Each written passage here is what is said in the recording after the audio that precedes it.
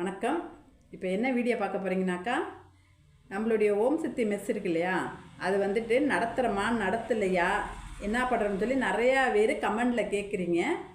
அதனால அதை பற்றி தான் நான் பேசுகிறதுக்கு இப்போ வந்திருக்கேன். ஓம் சக்தி மெஸ் வந்துட்டு கொஞ்ச நாளாக ஒரு 2-3 மாதமாக நான் வந்து இன்னும் நடத்தலை. திறக்க முடியல என்னால். வேலை வெட்டியும் அங்கே ஊருக்கு போக இங்கே போக அப்படியே நேரம் சரியாக ஆகிக்கிட்டு இருக்கு. அப்புறம் அம்மு கல்யாணம்லாம் வந்துச்சு இல்லையா, அதுலேருந்து இன்னும் நடத்தலை நான். இப்போ அது தொடர்ந்து நடத்தணும்னு பார்த்தாலும் என்னால் இப்போதைக்கு முடியாது. ஏன்னா இப்போ மாலை போட்டிருக்கனால வேலை சரியாக வீட்லேயே 3 வேளை சாப்பாடு செய்யவும், தம்பியை பார்த்துக்கிறதுக்கு, எங்கள் பேரனை கொண்டு போய் ஸ்கூலில் சாப்பாடு செஞ்சு கொடுக்கவும் பார்த்துக்கிறதுக்கு அவனுக்கு சரியாக இருக்குது. அது இல்லாமல் துணி தைக்கிறதுனால இப்போ நிறைய துணி வர இங்கே உள்ளவங்க ஜாக்கெட் எல்லாம் நிறையா வருது தைக்கிறதுக்கு. அதை பார்க்கவே எனக்கு நேரம் சரியாக போயிடுது. அதனால் என்னால் ஹோட்டல் நடத்த முடியலை. ஆள் போட்டு செய்வோம் அப்படின்னு பார்த்தோம்னாக்கா அந்த அளவுக்கு டேஸ்ட்டு சரியாக வராது. ஆள் போட்டு செஞ்சோம்னாக்கா டேஸ்ட்லாம் மாறிடும். நம்ம வந்து நல்லா டேஸ்ட்டாக அதை செஞ்சு கொடுப்போம். நம்மளுடைய சாம்பார் சட்னிக்காண்டியே எங்கே உள்ளவங்களும் தேடி நம்மளை வர்றாங்க. இப்போ 1 மாதம் கடை பூட்டியிருந்தா கூட திறந்தோம்னாலும் கரெக்டாக எல்லோரும் வந்துடுறாங்க திறந்ததை பார்த்து. ஏன்னா அந்த அளவுக்கு நம்ம டேஸ்ட்டு கொடுக்குறோம். இப்போ பஸ்காரவங்க, கடைக்காரவங்க நிறைய பேர், இந்த பார்சல் சர்வீஸ்காரவங்க எல்லாருமே நம்ம கடை எப்படா திறப்பாங்கன்னு சொல்லி அவங்க ஓயாமல் ஃபோன் பண்ணி எங்கிட்ட கேட்டுக்கிட்டே இருக்காங்க. ஆனால் என்னால் தொடர்ந்து செய்ய முடியல. எங்கள் வீட்டுக்காரங்க வந்துட்டு காய்கறி அரிஞ்சு கொடுப்பாங்க, கொடுத்துட்டு அவங்க வண்டிக்கு போயிடுவாங்க. நான் தான் சாம்பார் வைக்கிறது, இட்லி ஊற்று எல்லா வேலையும் நான் பார்த்துக்குவேன். பார்த்துட்டு கடையும் போய் திறந்து கடையிலையும் வியாபாரமும் நான் தான் பார்க்குறேன். அம்மு இங்கே இருந்துச்சு, கொஞ்சம் ஹெல்ப்பாக இருந்துச்சு. இப்போ அம்மாவை கல்யாணம் பண்ணி கொடுத்தா நம்ம அம்மாவை எதிர்பார்த்துக்கிட்டு இருக்க முடியாது. இப்போ வந்து அம்மா இங்கே தான் இருக்குது. இப்போ கொஞ்ச நாள் இங்கே இருக்குங்கிறதுக்காண்டி நான் கடையை திறந்து செய்ய முடியாது. ஏன்னா விசுக்குன்னு அவங்க அங்கே போகிற மாதிரி இருந்துச்சுனாக்கா நம்ம ஒன்றும் பண்ண முடியாது ஆள் இல்லாமல். அதனால் சரியாக வரல, எனக்கு செய்ய முடியல வேலை இதெல்லாம். அதுவும் இல்லாமல் எங்கள் பேரனை நான் பார்த்துக்கிறணும் அவனை. அவனுக்கே இப்போது ஒரு ஆள் வேணும். அவனுக்கு சாயந்தரத்தில் சொல்லி கொடுக்க வைக்க. இப்போ அம்மு இருக்கனால அம்மு சொல்லி கொடுத்துருது. அம்மு அங்கே போயிடுச்சுனாக்கா அவனுக்கு சொல்லி கொடுக்க வைக்கலாம் எங்களுக்கு ரொம்ப கொஞ்சம் கஷ்டமாக இருக்குது. அதனால் நான் வீட்டு வேலையை பார்த்துக்கிட்டு இந்த துணிகளை தைச்சிக்கிட்டு இருக்கலான்னு இருக்கேன். ஹோட்டலில் வந்து நம்மளுடைய பொருள் எல்லாமே, ஹோட்டலுக்குள்ளே ஜாமான் எல்லாமே கடையிலேயே தான் இருக்குது. கடையை இன்னும் நாங்கள் வந்துட்டு அவங்ககிட்ட சொல்லியிருக்கோம், கார்த்திகை மாதம் வேணாம் அப்படின்னு சொல்லியிருக்கேன். ஆனால் வந்து அங்கேருந்து இன்னும் ஜாமான்லாம் அள்ளலை, ஆளுக வரையில் அள்ளிக்கலாம் அப்படின்னு சொல்லிட்டு இருக்கிறோம். அப்படி யாருக்காச்சும் உங்களுக்கு விருப்பம் இருந்தாக்கா, கடை வச்சு நடத்தணுங்கிற ஆசை இருந்துச்சுனாக்கா, அம்மாவோட வாட்ஸ்அப் நம்பருக்கு வந்துட்டு கால் பண்ணுங்கள். அந்த கடையை நாங்கள் தொடர்ந்து நடத்துகிறோம் அப்படின்னு. அந்த கடை நல்லா ஓடும். அதனால் என்னால் சமாளிக்க முடியாதனால தான் நானேவும் வேணான்னு விட்டதேவும். ஏன்னா ஒரு 2-3 பேராச்சும் வேணும். ஒரு ஆள் அடுப்பில் நின்னாலும், ஒரு ஆள் பொட்டனை கட்டி கொடுக்க சாப்பாடு வைக்கணும் வேணும். சின்ன கடை தான்.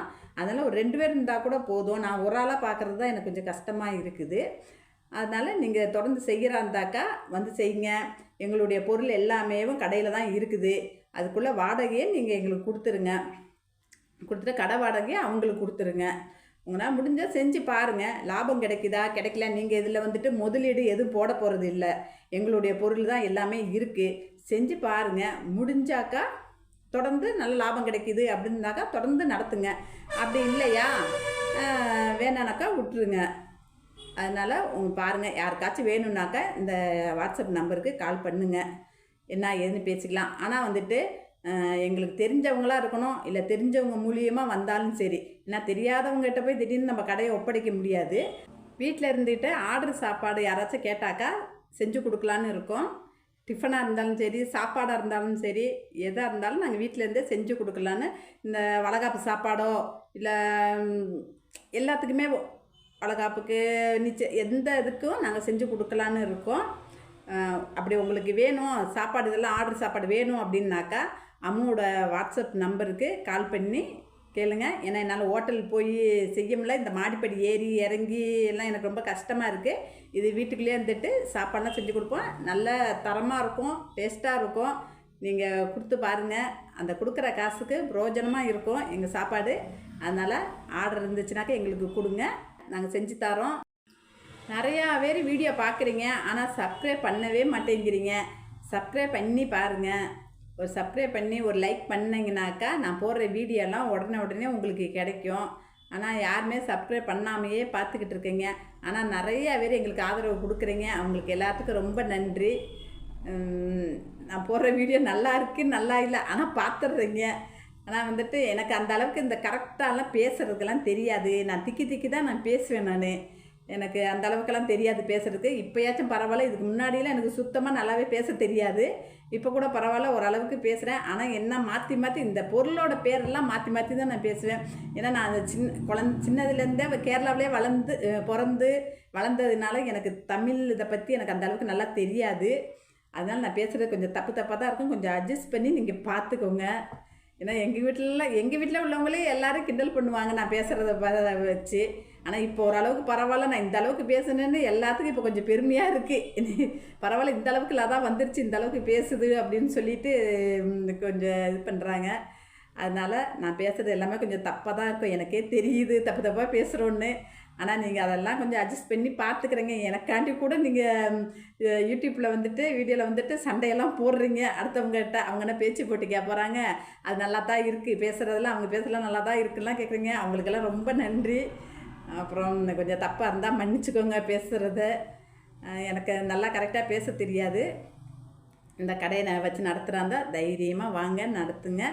நடத்தி பார்த்துட்டு நல்லா ஓடிச்சுனாக்கா தொடர்ந்து நடத்துங்க. வேணானாக்கா சரி விட்டுருங்க. இதில் நஷ்டப்படுறதுக்கு எதுவுமே கிடையாது. நான் என்னால் செய்ய முடியல, ஓயாமல் கடையை பூட்டி வச்சுக்கிறேன். இப்போ ஒரு கடை வந்து தொடர்ந்து செஞ்சோம்னா தான் நல்லா ஓடும். இதை ஒரு மாதத்துக்கு ஒரு 4 நாளைக்கு தான் திறக்க முடியுது, 4 நாள் பூட்டுற மாதிரி இருக்குது. அதனால தான் இந்த பூட்டி திறக்கறனால தான் சரியாக வரல. உங்களால் முடிஞ்சிச்சுனாக்கா நீங்கள் தொடர்ந்து எடுத்து செய்யுங்க. இந்த வீடியோவை கொஞ்சம் ஷேர் பண்ணி விடுங்க, கமெண்ட் பண்ணுங்கள், ஒரு லைக் பண்ணிடுங்க. நன்றி.